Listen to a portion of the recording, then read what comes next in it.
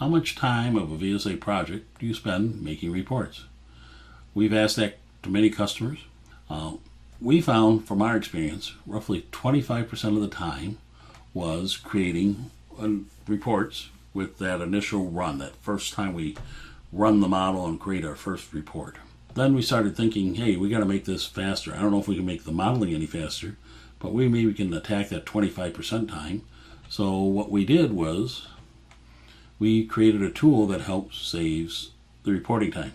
And we figured we've knocked 20% out of that, which is of the total time, which is like 80% of the initial reporting time. But what's really cool is when we go to iterations. We publish the report and somebody says, well, what if we change this tolerance? Or what if this happens? Or what if that happens?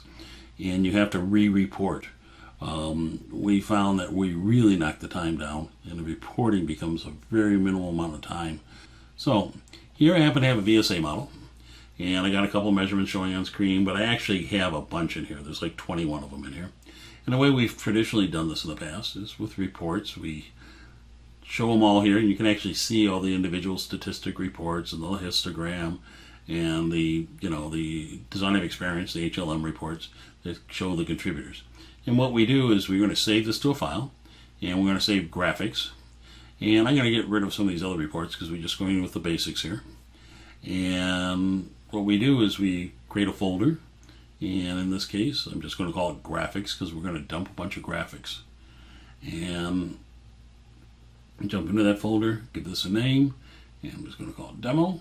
And you notice it's having these things flash up here. Those are actually screenshots that it's taking and saving those to that directory.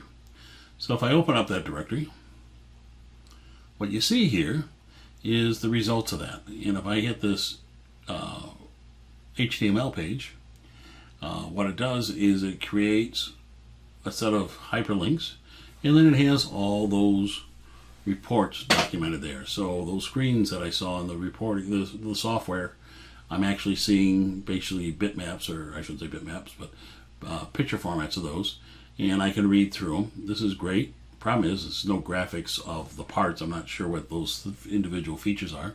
And what this is that HTML page actually calls these individual pictures, so I can look at them one by one here. They're actually individual files, and I can look at it that way.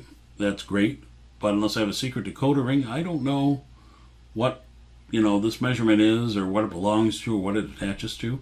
So most people write some type of report in Microsoft Word or in PowerPoint. We used to do it in Word when we did it in more of a portrait format, but most days reports I've seen is in a landscape format. So here I just drag those two items in here, and if you notice, I can't even fit two per page. I got to shrink them down. So I actually have to edit my files, and you notice I grabbed one by mistake. That's kind of common sometimes. But then I have to arrange these on a page, then maybe go here and grab a screenshot, and I'm just going to take a quick screenshot of this, and here we go. Grab that screenshot, and I'm going to put it into my report. So now I have a graphic that actually shows what I'm measuring, and I can put it next to my measurements, and I arrange them. And when I arrange them, I may not put them in the right spot and all that good stuff, but this is how a lot of folks do that. So let's take a look at one of these pages a little more in depth. So here's an example report. So for one measurement, I happen to have my statistical graph on top that has the histogram and all the statistics, and then I have my design of experiments, my HLM results immediately underneath it that shows my main contributors in a Pareto format to who caused that variation. So with that, I can figure out what to do, but for lack of a better term, this is kind of standard. A lot of people that use this and create this usually create one measurement per page. So now I'd like to talk about the new variation analysis reporting tool from Geometric Solutions. So here we have the same model, and what I'm going to do is go to the reports and export all my reports. So I still have all the same measurements, exactly the same, and what I'm going to do is, from this dialog box, all the statistical data, all the graphic data for that histogram is going to be exported in a different format. Instead of doing it to graphics, I'm going to create an XML file. And that XML file is what I'm going to be reading and using. So I'm just going to create this one called test, and I'm going to import that in a minute into PowerPoint. But I also need to have a screenshot of what I'm measuring. So here I'm actually got 4 measurements. I'm going to put 4 measurements on the same report page. Instead of 1 per page, I'm going to do 4. These happen to have little charts there. The reason I want to delete the charts is if I ever do updates, then I don't have to update the report. This picture here without the graph is updatable for new result information. So here I take a screenshot of this, and then what I'm going to do is open up PowerPoint. So in this reporter tab, I can import XML, and I'm going to grab that test, and I'm going to open that up. And what it does is it reads that into my results. And I hit my combo reports, and you can see every measurement is listed here. So we read the name of every measurement, and it's just sitting there.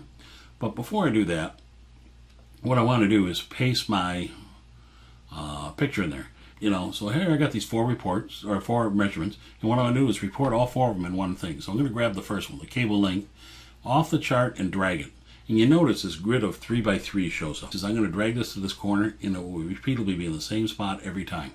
And this is the new style graphic that we have. It's a combination of the statistical data and the HLM, or the design of experiments data, in one chart. So now I'm going to grab the next one, and I'm going to drag that over there. And so I got my first 2 in there, but if you notice, the first one I turned beige here, and it says I put it on page 4. So it actually tracks where I'm putting information. It records that, and that's page 4 of the PowerPoint.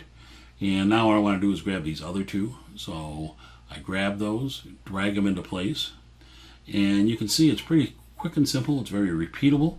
It's very clean, and these 4 measurements here are now on the same page with both the statistical data and the design experiments.